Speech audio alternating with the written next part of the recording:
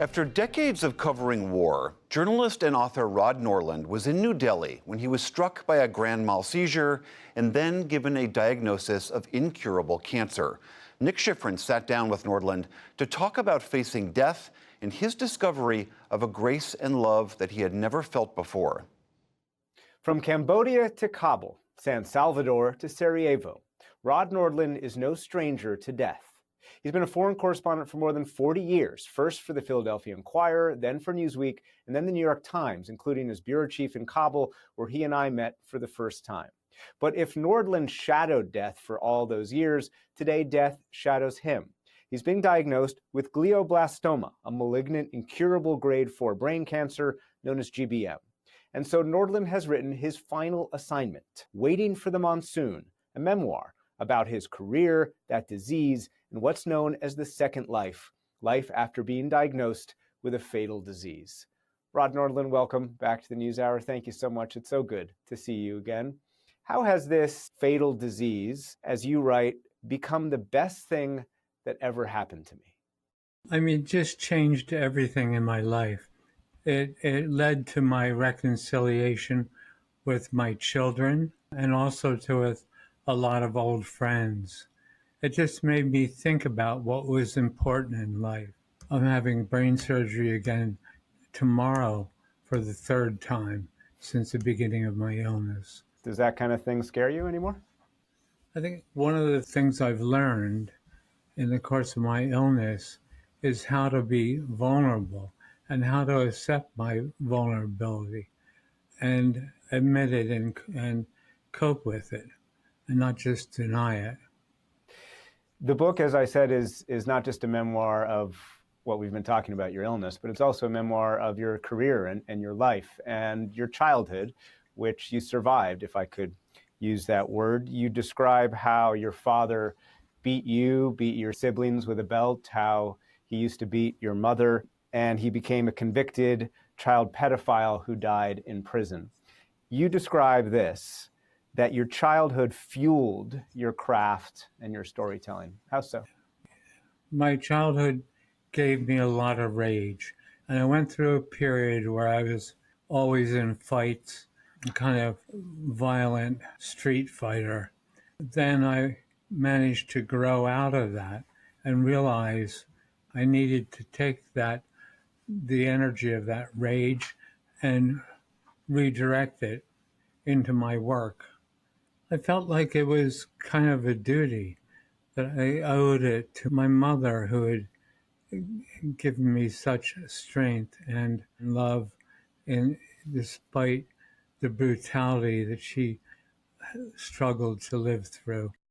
I was a war correspondent in many wars, but I never liked war, and the thing I liked least was the bang bang.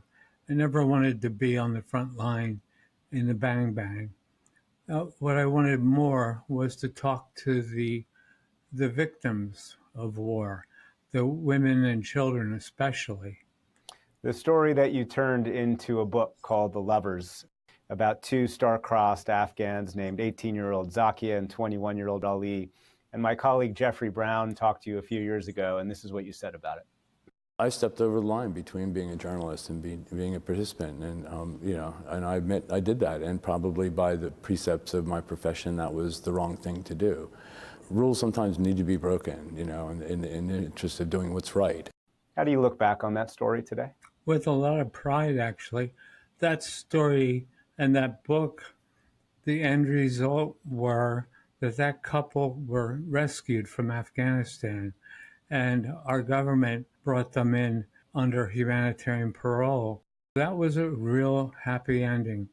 We so seldom as journalists get to do stories with happy endings. When you started researching your disease, you realized that John McCain, Ted Kennedy, Beau Biden had all died from this. And I went back to my old emails, Rod, that I had sent to you back in 2019, and I'd sent you a note, and you replied this: I feel great physically. Went for a 5-mile hike in some woods yesterday, pushed the pace till we were huffing and puffing, so I feel like my chances are good. Describe the hope that you had and still have about your illness.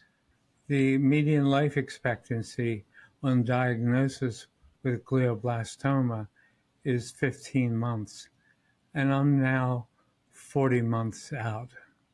And I actually literally, I joke that I have terminal cancer, but I feel healthier than I ever have.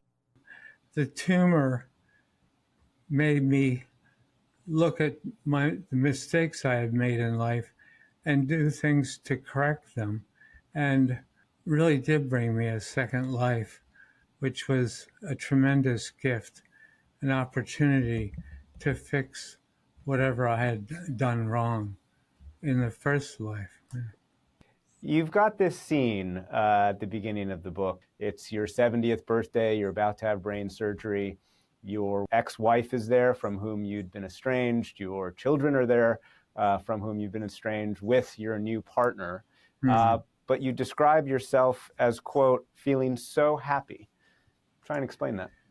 I had never felt so happy in my life, especially the closeness of my children and, the new love in my life, my partner, Leela Siegel, who's been with me since my first seizure in India and has stayed by my side when another person would, a more sensible person, would have moved on. It's made both of us learn about the power of love and how to keep it alive in the worst of circumstances. And we really have been through some of the worst possible circumstances. The book's epigraph is a poem from Raymond Carver, written as he was dying of lung cancer. And it begins, "And did you get what you wanted from this life even so?" Rod, do you feel like you've gotten what you wanted from this life even so? The rest of that fragment goes, "And what was it that you wanted? I wanted to know that I was beloved upon this earth."